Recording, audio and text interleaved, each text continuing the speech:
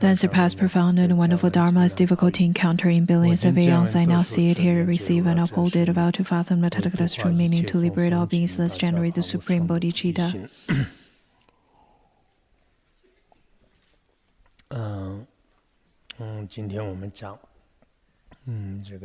Let us now continue with our class on the Surangama Sutra. The female Sangha over here received an empowerment before classes, so it took a little bit extra time before our actual class. However, such time is completely worth it.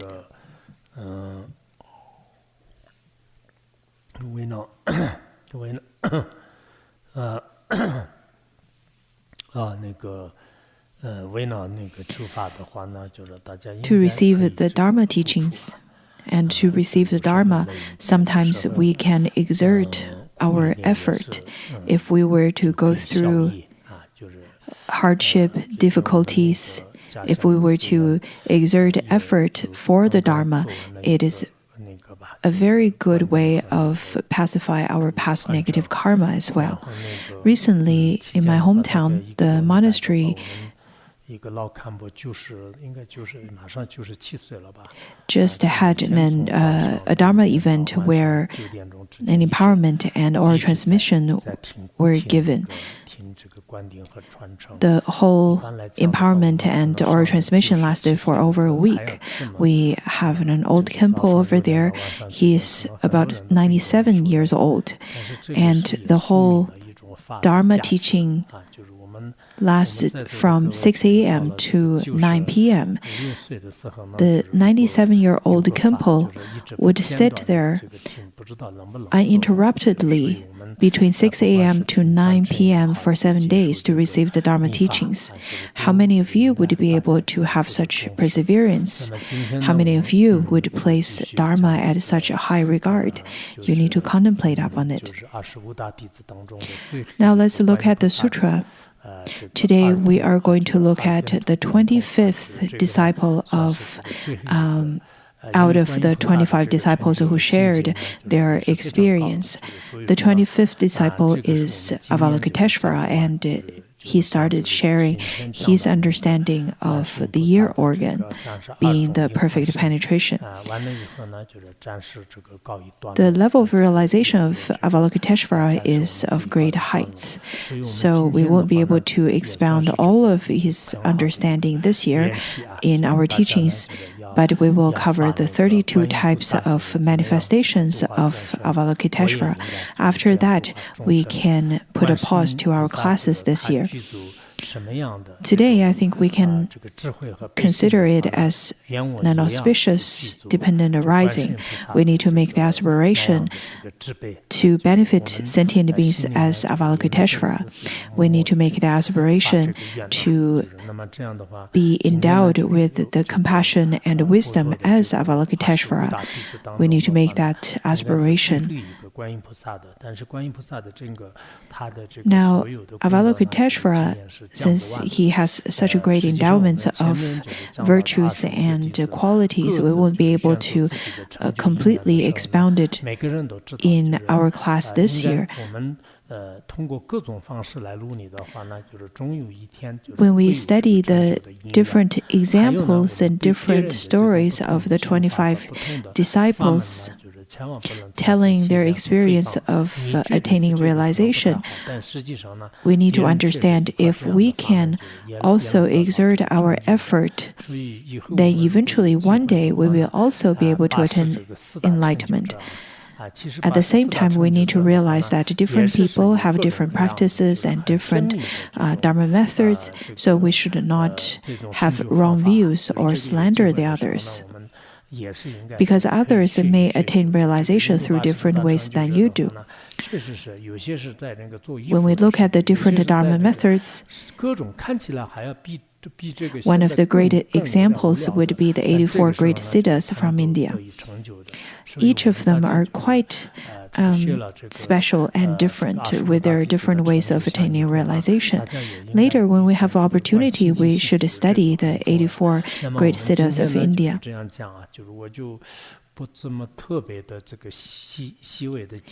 After studying the realizations of the 25 disciples of the Buddha, we need to generate a pure perception. We need to understand that different people can attain realization through different ways. And today, I will not expound the teaching too much in detail. However, in the commentary of Surangama Sutra, different masters would explain in different ways, because the Surangama Sutra is expounded differently than, for example, the Buddhist logic or the Madhyamika teachings. A great numbers of masters would give teachings very differently. Look at the teachers such as Master Chang Shui, Master Jiao Guang, Master Ouyi, and the contemporary teachers such as Master Xuanhua, Master Yuanying, and Master Nanhuai Jing, and so on. They all have different ways of explaining the sutra. I read through them as well. But I can see that different teachers have their different understandings. So today I will just give a very simple explanation, very literal explanation of the sutra. Then the Guanxin Bodhisattva, the Bodhisattva Avalokiteshvara, rose from his seat, bowed at the Buddha's feet, and said to the Buddha, "World-honored one, I remember when, as many kalpas ago as there are sands in the Ganges, there was a Buddha in the world named Contemplating the World's Sound." So back around the time, that was many kalpas ago, as there are sands in the Ganges, there was a Buddha in the world also named Contemplating the World's Sounds, because Avalokiteshvara, the meaning of that name is contemplating the world's sound as well. It was under that Buddha that I brought forth the Bodhi resolve, that the Buddha taught me to enter Samadhi through a process of hearing and reflection. The Buddha, contemplating the world's sound, taught Avalokiteshvara at that time how to practice the Samadhi, how to begin all the way from study contemplation and then practice and then enters into Samadhi. But the contemplation, study, and practice that we are talking about are different than the one that is discussed here, because the one that we usually talk about is more from a broader aspect. Over here, the listening is that the root of the ear organ do not follow the external object of sound, which is the nature of hearing. And then after listening, after hearing, contemplate upon it. This is the awareness, or you can call this kinds of wisdom as contemplation, and then practice how to use the wisdom from listening and wisdom from contemplation into one's mind, into one's true mind. That is the practice. By practicing in such a method, I entered into Samadhi. So the listening, contemplation, and practice is different than what we usually talk about, because the listening here refers to the wisdom of listening, which is the nature of wisdom. And then he continued to say that initially I entered the flow through hearing and forget objective states. He talks about at the time of listening to the teaching from the Buddha, that Buddha, by listening, he entered into the true mind, this wondrous luminosity, the true essence of Tathagata that is without production and without cessation, that is completely pure and undefiled, that kind of nature. And this kind of listen is not by hearing a sound, it is rather to enter into the correct correct path, enter into the true mind. And that is to let go of the objective states. So at the time of contemplation, at the time of looking inward, one would not be able to see any of these kinds of objective dust anymore. And then he continued to say that since the sense objects and sense organs were quiet, the two characteristics of movement and stillness crystallized and did not arise. At the time of listening and making observation of it, one can see that the nature of it is quiet. The nature of it, if the nature of it is quiet, then the object of listening, the sound that has movement and stillness, these are two kinds of objective dusts, are simply the two characteristics that is beyond production, that is without production. So the root of it is without production and without cessation. This is a refutation on the skandha of form. As long as it surpasses that of the skandha of the form, then some of the commentaries states that this particular points to the five skandhas and then the five defilements, to surpass that of the dhatu of defilements. And then the second one, he continued to say that after that, gradually advancing, the hearing and what was heard both disappeared. So with the development of samadhi, then the hearing and that is to be heard, these kinds of characteristics on the external level will extinguish at the same time. Then the movement and stillness do not exist. The hearing and that to be heard would come to extinguish, would become extinguished as well. So this is to refute on the existence of the skandha of feeling, of perception. So this is to surpass that of the defilements of view. And then the third one is that once the hearing was ended, there was nothing to rely on, and awareness and objects of awareness become empty. As long as it become empty, that cannot be obtained, then this is a refutation on the existence of the skandha of perception, which would surpass that of the defilement of affliction. That's the fourth stage. And then when the emptiness of awareness reached an ultimate perfection, emptiness and what was being emptied then also ceased to be. Over here, he pointed out that the awareness and that which is to be aware all become empty, and since it is empty, and awareness is already perfect, is already pure, then that is empty and that is to be emptied is all coming to a cessation. In this way, even empty is not existent. This is to refute the skandha of mental formations and to surpass that of the defilements of sentient beings, of beings. And then the next one, he continued to say that since the production and extinction were gone, still extinctions were revealed. At the time when the mind subject to production and extinction vanished, the genuine bliss of still extinction manifested. So that's the refutation on the skandha of consciousness, which can surpass that of the defilements of life. By making such observation, we can see that this particular part talks about how form is emptiness and emptiness is form. This union of form and emptiness, which is of equanimity. And then you can come to the understanding of such equanimity is parted from any of the elaborations. This is really following the four steps of observation of Madhyamika. It's very similar to it, at least. So from here, all the way from making observation of listening to awareness and then to emptiness, and then emptiness is without any production or nor extinction, and that brings to the final state of still extinction. So this is the level of realization realization of a bodhisattva. That's the highest level of realization. Avalokiteshvara, through the ear organ, attained such realization.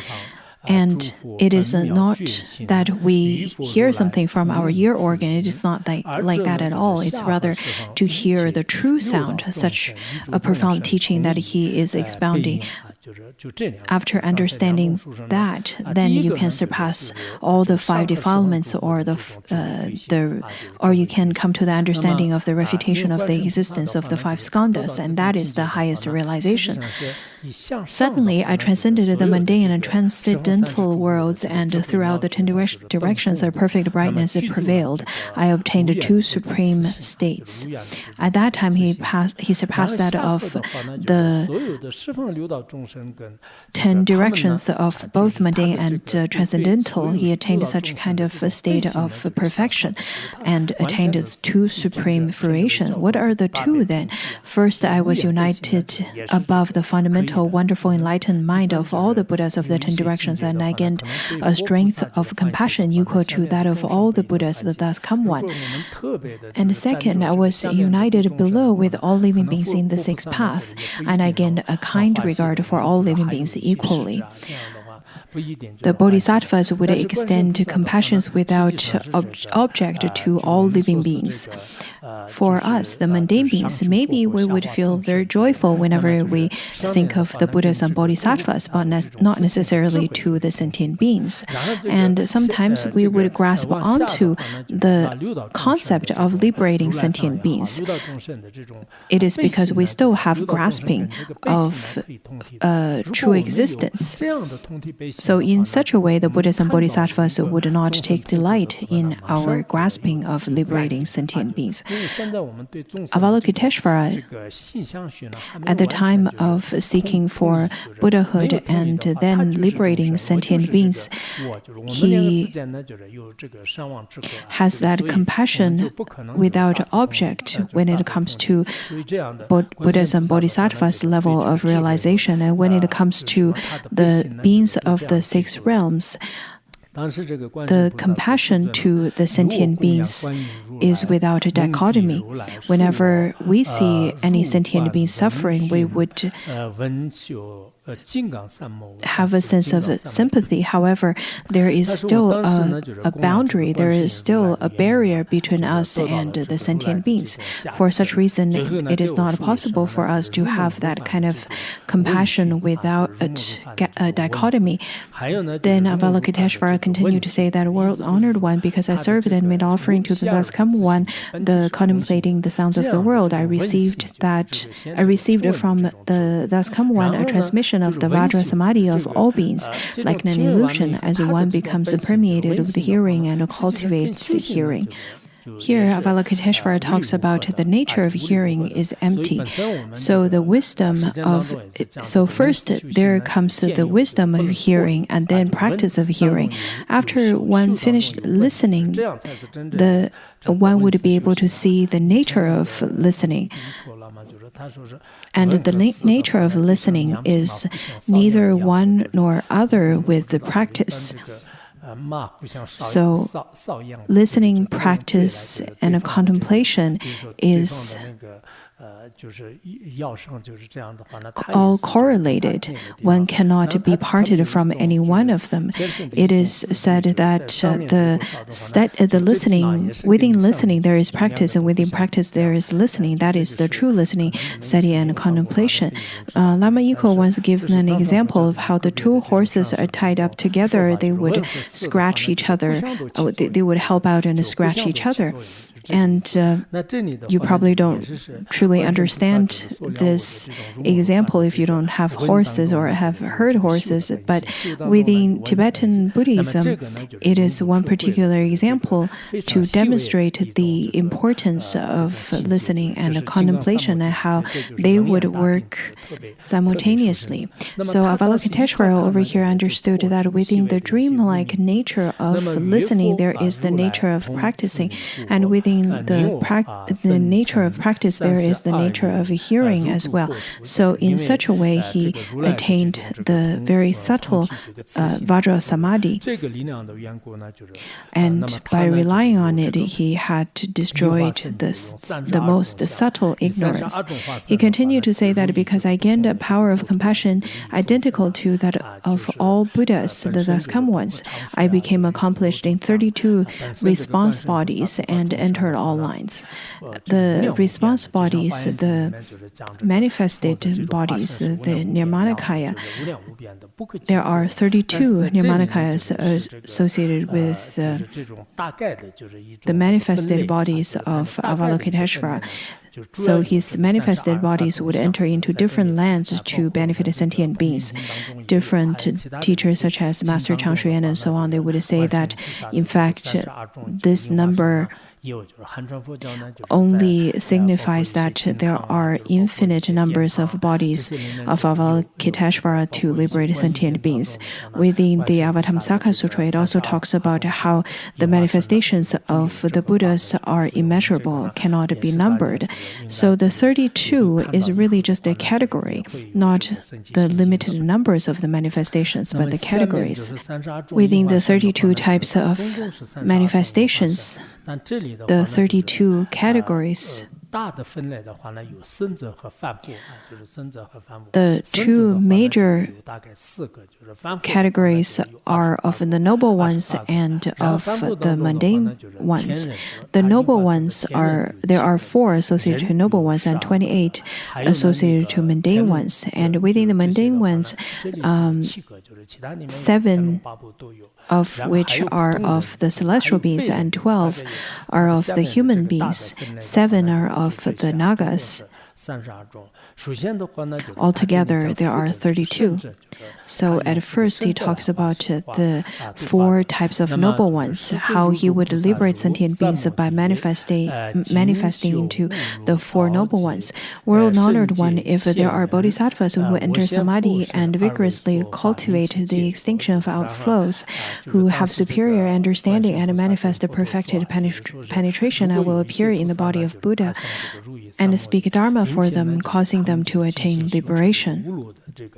At the time when there are bodhisattvas practicing upon samadhi and wanting to practice to enter into samadhi, while they vigorously cultivate the extinction of outflows, who have superior understanding, who have already attained the superior understanding and manifest perfect penetration, then,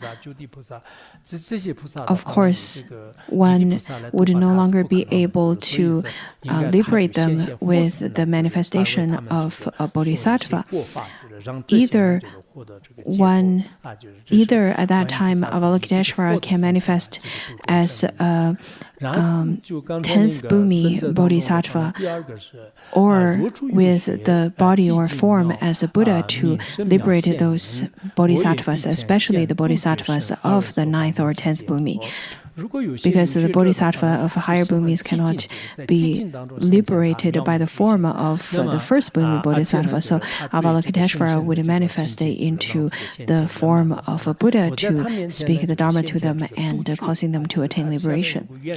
The second manifestation is that if there are those who are studying, who are tranquil and have wonderful clarity, who have superior and miraculous and manifest perfection, I will appear before them in the body of a solitary enlightened one, the Pratika Buddha, and speak Dharma for them, causing them to attain liberation.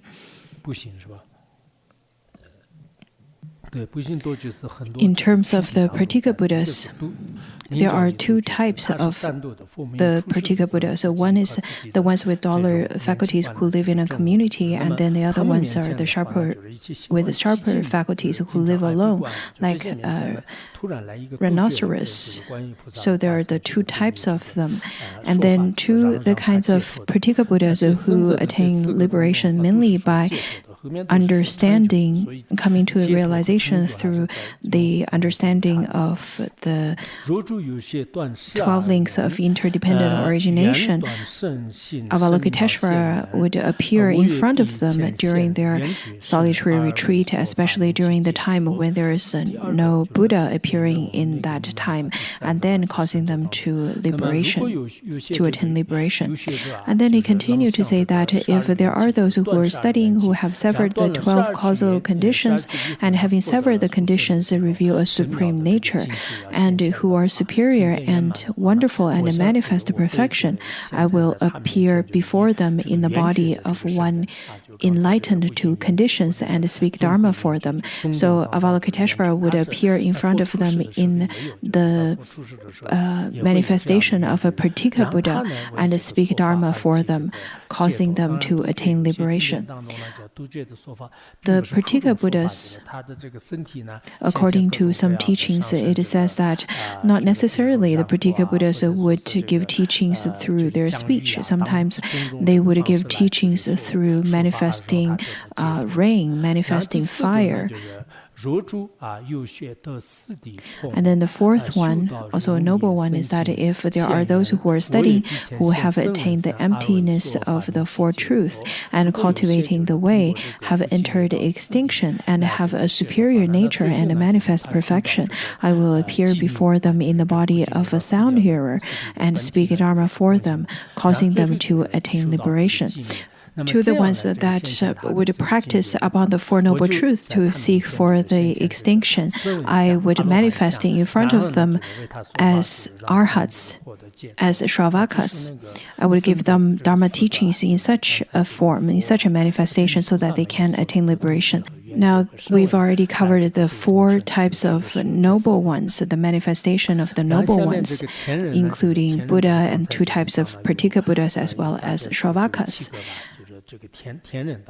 And then the following are the 7 celestial beings. The first one is a Brahma king.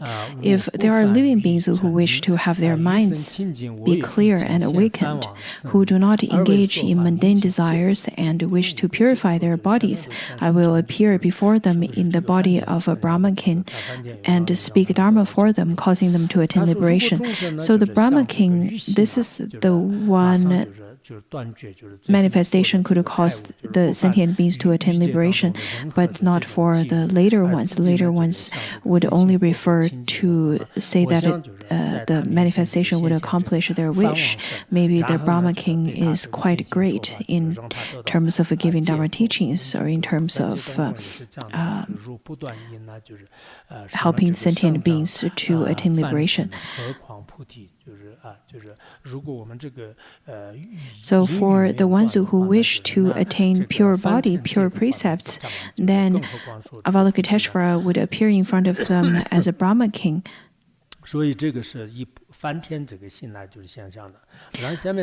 the Bodhisattva vow, it talks about if one were not to eradicate their desire, that kind of obscuration could block the Brahma king. Don't even mention about the Bodhi, let alone the Bodhi. So we have to eradicate our desire first. And then the next one is the Lord Chakra.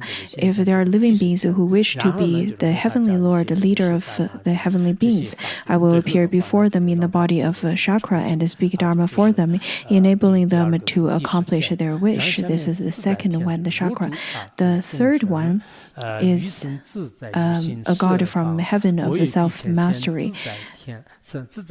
In the sutra, it says, if living beings wish to attain physical self-mastery and to roam throughout the 10 directions, if one wants to attain physical mastery, self-mastery, then I will appear before them in the body of a god from the heaven of self-mastery and speak Dharma for them, enabling them to accomplish their wish. If there are living beings who wish to attain physical self-mastery and fly through space. I will appear before them in the body of a god from the heaven of great self-mastery and speak Dharma for them, enabling them to accomplish their wish. This one is the god from the heaven of great self-mastery. So the god from heaven of self-mastery and the heaven of great self-mastery are different. Well, if sentient beings want to attain that kind of physical self-mastery, that physical freedom of traveling through space within the 3,000-fold world and within the form realm, the four dhyana heavens, then Avalokiteshvara said that he will appear in front of them and give them teachings in the form of a god from the heaven of great self-mastery. And then he continued to say that if there are living beings who are found of ruling over ghosts and spirits in order to rescue and protect their country, I will appear before them in the body of a great heavenly general and speak Dharma for them, enabling them to accomplish their wish. If one were to wanting to rule over ghosts and spirits and then also to protect one's country, then Avalokiteshvara would appear in front of them as the heavenly general and then give them Dharma teachings.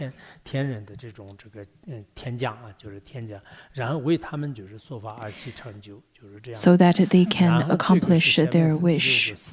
Now the sixth one is the four heavenly kings. If there are living beings who like to govern the world, in order to protect living beings, I will appear before them in the body of one of the four heavenly kings and speak Dharma for them,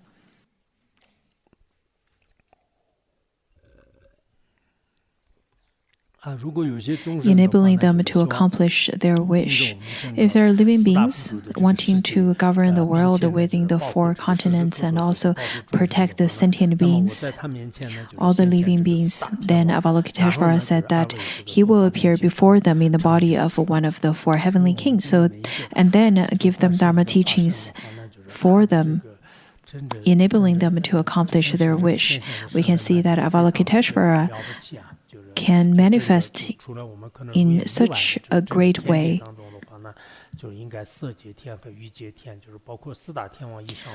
He can manifest as the four hevenly kings, the four great kings, and he can manifest in such a way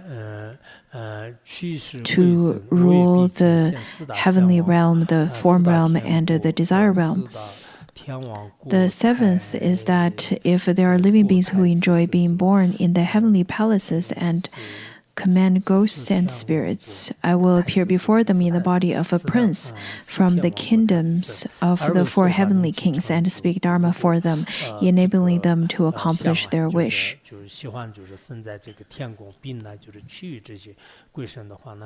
If one were to enjoy to be born in the heavenly palace and then command ghosts and spirits, then Avalokiteshvara said that I will appear before them in the body of a prince from the kingdom of the four heavenly kings and speak Dharma for them, so that their wishes can be accomplished. Now we have already covered the four manifestations as noble ones and then 7 manifestations as the celestial beings. Let's look at the human beings. There are 12 types of human beings. If there are beings who would like to be kings of people, I will appear before them in the body of a human king and speak Dharma for them, enabling them to accomplish their wish. If you want to be kings of people, if you want to be an authority, if you want to have power, then Avalokiteshvara would appear before them in the body of a human king and speak Dharma for them. For the different leaders of countries, we never know which prime minister or which president can be the manifestation of Avalokiteshvara. Maybe we don't even like those leaders of that country, but maybe they are exactly the manifestation of Avalokiteshvara. So that's the first one. And the second one is that if there are living beings who enjoy being heads of households, of the world venerate and yields to, I will appear before them in the body of an elder and speak Dharma for them, enabling them to accomplish their wish. For those kinds of beings, Avalokiteshvara would appear as the noble ones, as elder ones, as the ones from maybe a royal family, the ones with wealth, with merits, with great power. There are people who really enjoy being with the ones with power and wealth, and there are people who incline to be with the ones with great abundance of wisdom. But I think in our monastery, in Larungar, we really cherish the ones with the abundance of wisdom, and not much so when it comes to wealth, the worldly wealth, because our view is very much different than that of the worldly beings. Some of the worldly beings, they can be very good at physical competition, even fighting sometimes. But if you're very good at fighting in the worldly sense, when you come to Larungar, you probably would get expelled. Also, there are people with a great amount of wealth. In the worldly sense, people would show off. But over here in Larungar, as practitioners, we would look at people's merits.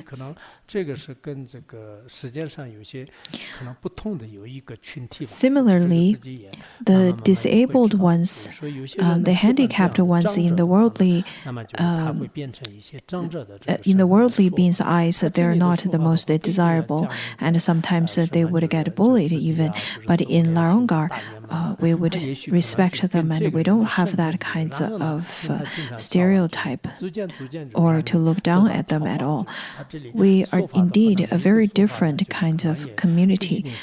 But if you really want to be with an elder one, then Avalokiteshvara would manifest in such a way as an elder to give you the teachings. Of course, the teachings are not necessarily in the language of the Four Noble Truths, the Four Immeasurables, and the Dzogchen teachings.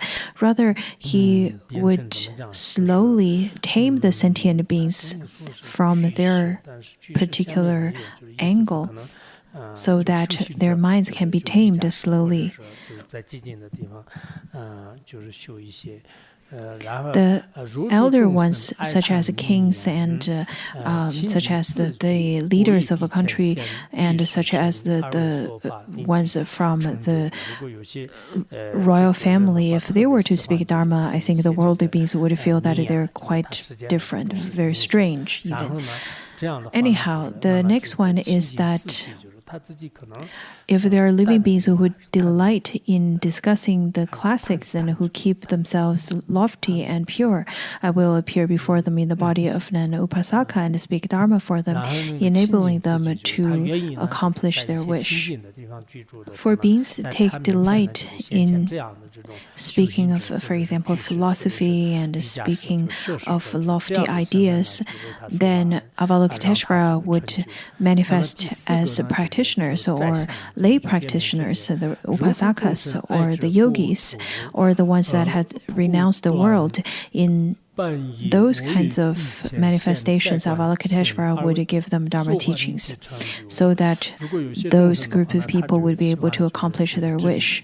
And then if there are living beings who enjoy governing the country and who can handle matters of state decisively, I will appear before them in the body of an official and speak Dharma for them, enabling them to accomplish their wish.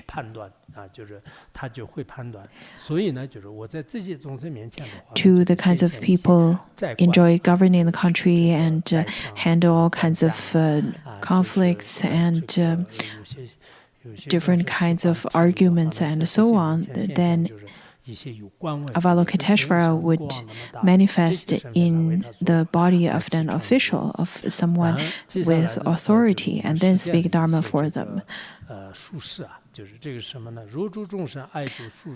If there are living beings who like reckoning and incantation and who wish to guard and protect themselves, I will appear before them in the body of a Brahmin and speak Dharma for them, enabling them to accomplish their wish.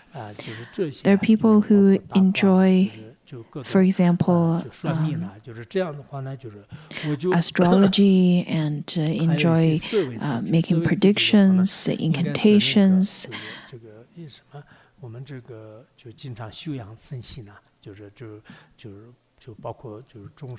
Also protecting their health, taking care of their physical health and interested in nutrition. To such kinds of people, Avalokiteshvara said that I will appear before them in the body of a Brahmin. Why Brahmin? Because Brahmin are considered as the ones that's very smart, and they had accumulated a great amount of knowledge. In the ancient India, it is said that the 18 categories of knowledge are obtained by the Brahmin. So they would appear in the body. Avalokiteshvara said that he will appear in the body of a Brahmin and speak Dharma for them, enabling them to accomplish their wish. If there are men who want to leave the home life and uphold the precepts and rules, I will appear before them in the body of a bhikshu and speak Dharma for them, enabling them to accomplish their wish. If men want to renounce their home life and observe the 250 vows of a monastic, then Avalokiteshvara would appear before them in the body of a bhikshu and then speak Dharma to them, so that Avalokiteshvara would give them the vows as the teacher. And then, if there are women who would like to leave the home life and hold pure precepts, I will appear before them in the body of a bhikshuni and speak Dharma for them, enabling them to accomplish their wish. If there are women who want to uphold the pure precepts, the 360 vows of being monastic, then Avalokiteshvara said that I will appear in front of them as a pure bhikshuni and then give them Dharma teachings, enabling them to accomplish their wishes. If there are men who want to uphold the 5 precepts, I will appear before them in the body of an upasaka and speak Dharma for them, enabling them to accomplish their wish. For men who want to uphold the 5 precepts, the 3 vows of taking refuge and the 5 vows, 5 precepts associated to upasakas, then Avalokiteshvara would appear in front of them as the upasakas, because if an upasaka were to stand there by himself, that must be very lonely. So Avalokiteshvara, in order to comply with the sentient beings, he would manifest accordingly to the different sentient beings. To the upasakas, he would manifest as upasaka. To the bhikshus, he would manifest as bhikshus, and bhikshunis as bhikshunis. And then he continued, and then in the sutra, it continued to say that if there are women who wish to base themselves in the 5 precepts, I will appear before them in the body of an upasika and speak Dharma for them, enabling them to accomplish their wish. The next one is if there are women who govern internal affairs of household or country, I will appear before them in the body of a queen, first lady, or noble women, and speak Dharma for them, enabling them to accomplish their wish. If there are women who are interested in governing in politics,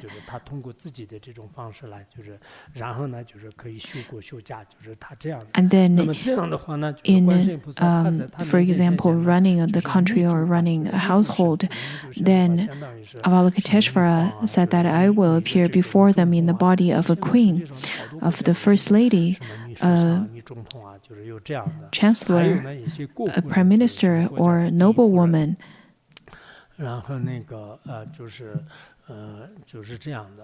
and speak Dharma for them.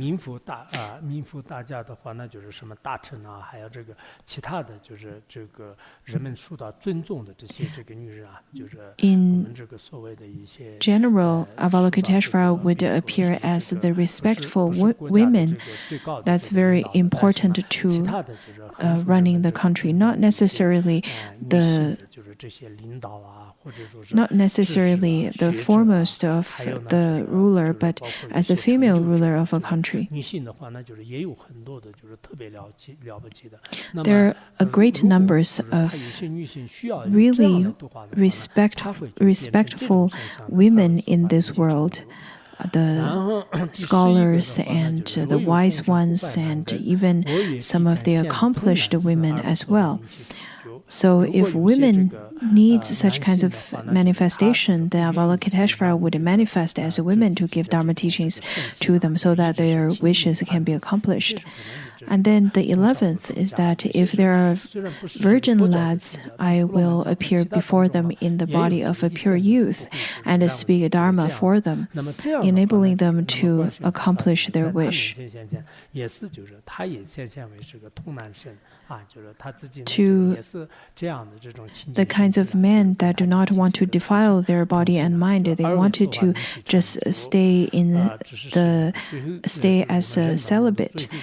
And to such kinds of practitioners or such kinds of people, then Avalokiteshvara would appear in front of them as a pure youth and speak Dharma for them, to be their companions. And then the last one is that if there are maidens who want to remain virgins and do not wish to marry, I will appear before them in the body of a gracious lady and speak Dharma for them, enabling them to accomplish their wish.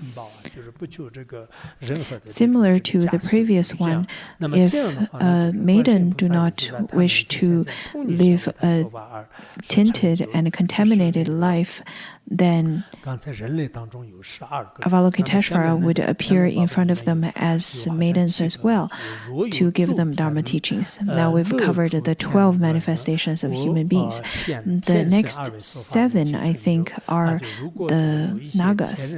If there are heavenly beings who wish to escape their heavenly destiny, I will appear in the body of a god and speak Dharma for them, enabling them to accomplish their wish. Avalokiteshvara would appear as a god and then speak the Dharma, such as the 37 factors of enlightenment, to them so that they can accomplish their wish. If there are dragons, the Nagas, who want to quit their lot of being dragons, there are the 4 types of Nagas. If there are the kinds of Nagas that want to renounce their living within the community of Nagas, or they want to renounce their lot of being Nagas, then Avalokiteshvara said that I will appear before them in the body of a Naga and speak Dharma for them, enabling them to accomplish their wish.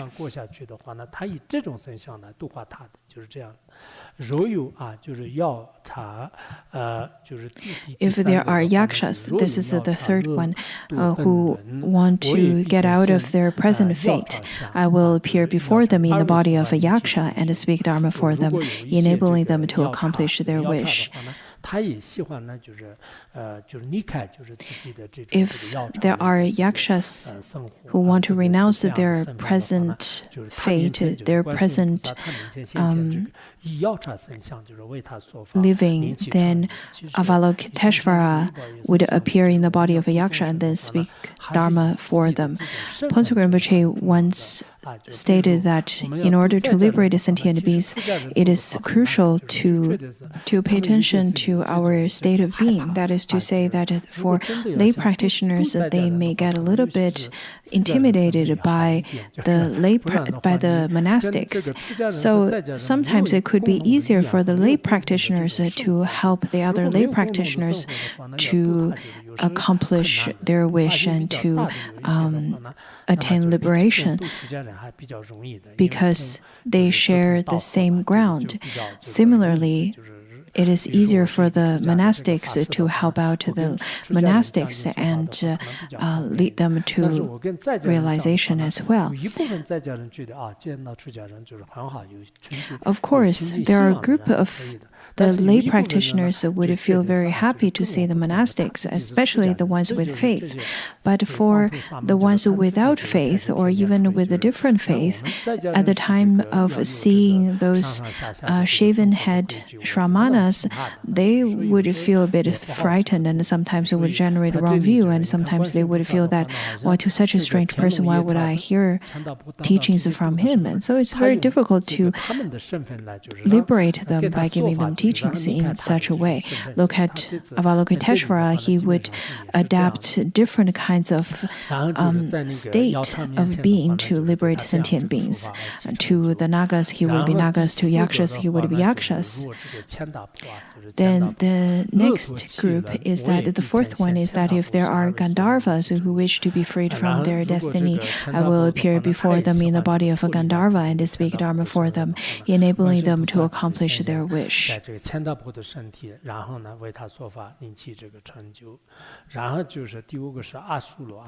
The fifth one, Asuras. If there are Asuras who wish to be liberated from their destiny, I will appear before them in the body of an Ashura and speak Dharma for them, enabling them to accomplish their wish.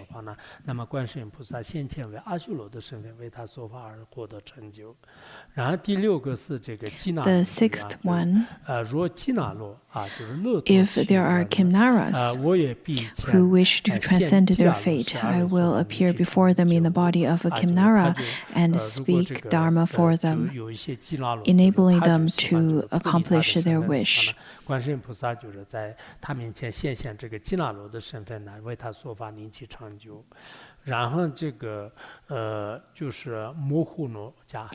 then the next one is Maharagas. If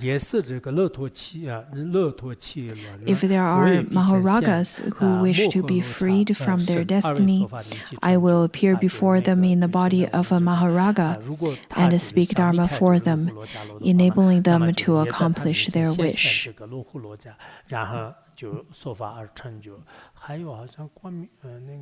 I believe, according to the Avalokiteshvara Vikarvana Nirdesa, which is the 25th chapter from the Lotus Sutra, there was a Garuda who wanted to part from his fate of being a Garuda, and Avalokiteshvara appeared as a Garuda to give him Dharma teachings. Out of the 32 manifestations,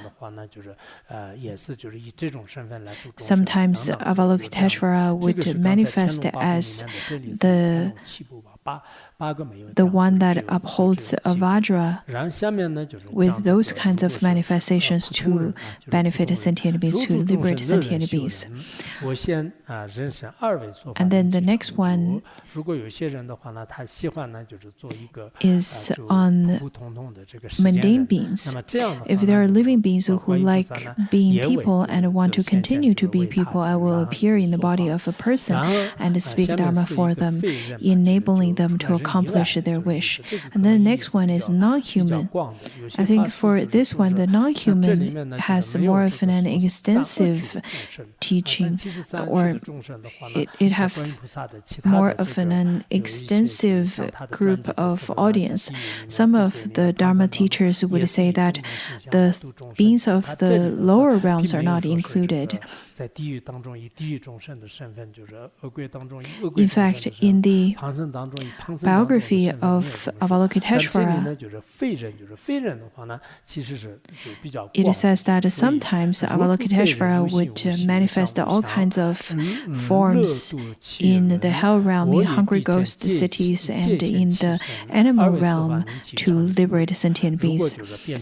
But over here, it didn't specify whether Avalokiteshvara manifested as the beings of hell realm or beings of hungry ghost realm or of the animal realm to liberate them.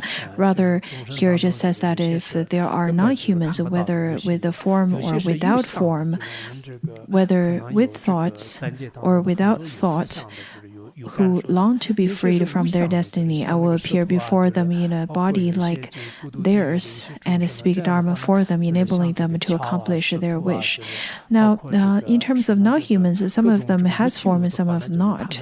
Sometimes we can't even see those beings because they don't have form, such as beings from the formless realm. And sometimes there are the kinds of beings that has thought and do not have thought, such as rocks, and such as beings living in the neighboring house. Also, there are sentient beings such as the bridge and the rocks and all of the inanimate things. Then the Bodhisattva Avalokiteshvara would liberate those kinds of sentient beings with the manifestation of their particular forms. Previously, we had quoted a particular teaching to talk about the different manifestations of Avalokiteshvara.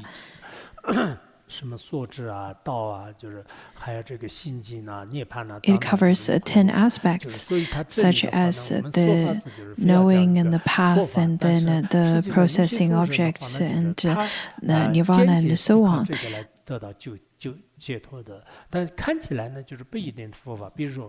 The sentient beings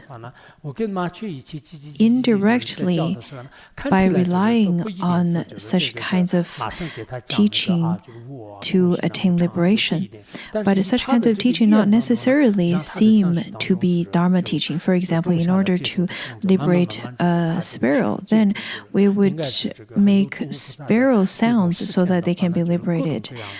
And to our eyes, it is not necessarily a Dharma teaching on selflessness, emptiness, and impermanence. It is not like that at all. But within the language of that sparrow, there is a seed of liberation being planted, and slowly that sparrow would be able to step onto the path of liberation. The manifestations of bodhisattvas and Buddhas can be like such. Look at the 6 Buddhas when they enter into the hell realm and the Pratika cities. There are no such environment, proper container for them to give Dharma teachings. When Avalokiteshvara liberates sentient beings in 6 realms, there are sometimes no proper time and proper environment for him to give Dharma teaching, so to speak. But by relying on his power, he can still liberate sentient beings. As Pongso Rinpoche stated, that it is not necessarily that you have to perform some grand ritual of religion. Rather, you can rely on a kind heart so that others would also generate the mind of eradicate vicious actions and practice the virtue. That is the kind of turning the Dharma wheel. That is the true kind of turning the Dharma wheel through your own actions. That is also extremely important. After studying this, we can see that Avalokiteshvara would manifest in different forms and teach according to the different capacities of sentient beings. We ourselves can also make such aspiration, though that we don't have the capacity to transform into different beings, but we can change our angle when we talk to other people. For example, if I were to encounter people of doctors, then I can talk about things that's related to medical, and to policemen, then we can talk about the judicial system and so on and so forth. To different people, we can talk and we can influence them from their particular areas as well. This is a really good method. For example, if someone comes, if you were to do otherwise, for example, if others were to say that, oh, I studied architecture, and then as a monastic, if you were to say that, oh, architecture is just simply piling up of dualistic thoughts, don't study it. It is really to create a negative karma. That is not true. You're really slandering the teaching of the Tathagata, because the Buddha says that everything is empty, but you're not not thinking about everything is empty. If you were to speak of such wrong views, other people would generate wrong views. In this era of internet, the mind of human beings could change really quickly.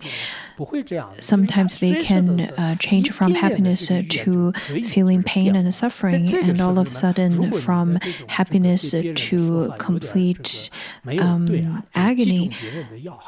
With this kinds of a mindset, that could change very quickly. A little bit of change of language could waver others' mindset. The mindset of people nowadays are not as stable, as pure as people used to be. For that reason, whenever you talk to others, it is not necessary for you to attack the pain point of or the weak point of the others. Because if you were to do so, people nowadays tend to just very quickly generate wrong view and maybe never would study the Dharma again. For that reason, we can see that Avalokiteshvara, he complied with the sentient beings. His body could manifest into different forms. And I think to myself that if we were to go to Africa, we need to think about what is the likings and the disposition of the Africans. If you were to benefit people in Europe, then you need to think about that of the Europeans and so on and so forth. You need to know that kind of people's habitual tendencies and their dispositions and their likings and their weakness and so on and so forth. Just as an actor, as practitioners, we need to play in various roles. Sometimes we can play as a Mara, sometimes as a Devi. In order to liberate sentient beings, those are skillful means. Of course, the very basis of that is that one has to have a very kind heart. Otherwise, all of those skillful means can be called trickery, and that is not good. So we have to firstly develop the wholeheartedness, the genuine mind of trying to help the others. Otherwise, the others will not be able to gain benefits.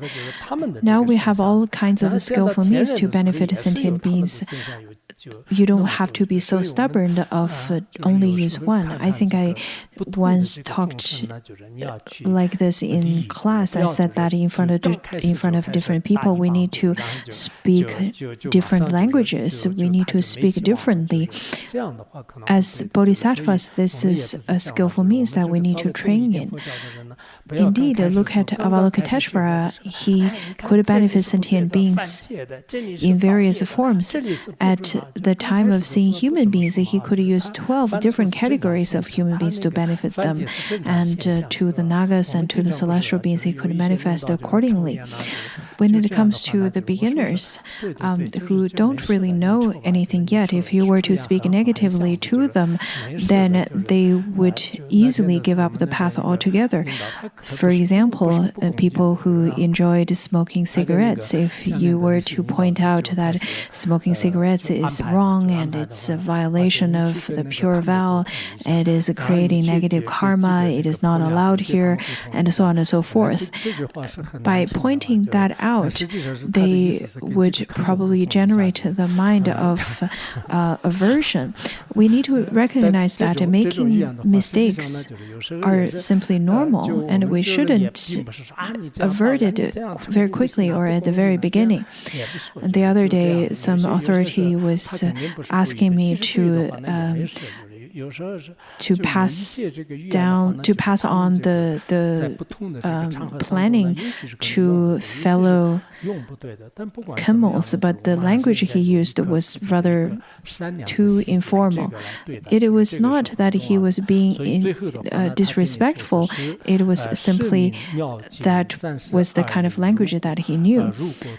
So I didn't point it out in that particular environment. anyhow, whatever we do, we need to treat everyone with a kind heart. That is really the most crucial. Then in the sutra, it says that this is called the wonderful purity of the 32 response bodies, the manifestations by which one enters into all lands and accomplishes self-mastery by means of the samadhi of becoming permeated with hearing and cultivating hearing, and by means of the miraculous strength of effortlessness. We often say that the wisdom is without any deliberate effort. However, the wondrous power of it would display in a way of a dream and as an illusion to benefit limitless sentient beings, just as how the lotus do not get tinted by, just as how the lotus do not grasp onto water, nor the sun and the moon do not abide in space. The bodhisattvas freely soar within the space and benefit infinite numbers of sentient beings. So at the very end of our class, may all of us, in our practice, we would be able to attain the free accomplishment with the great, effortless, wondrous power to liberate sentient beings and accomplish the activity of benefiting others. Now we have already finished a little bit over a half of the Surangama Sutra according to the treasure of great qualities, and within the root Vinaya, it says that as long as we finish over half of it, then it is considered as accomplished. This is spoken in the Tibetan tradition, as well as by Ponzo Rinpoche. Sometimes he would say that we started the Surangama Sutra all the way from 2019 and then till now, though that we paused for a period of time. And now let's make the supplication. May the protectors give us blessings, and by the blessings of the Sangha, may we accomplish the perfect study of the Surangama Sutra, especially the later part. May we live till then. We need to make that aspiration by the 32 manifestations of Avalokiteshvara, by the wondrous power that is without deliberate effort. We can all attain accomplishments with great freedom. With that aspiration, let us make the dedication of merit together. 今天可能时间稍微有一点但也差别不是很大的。苏那曼的一坛车子把年托南尼贝扎南感谢吉尔嘎南奇让龙车巴耶这本从林着哇着哇修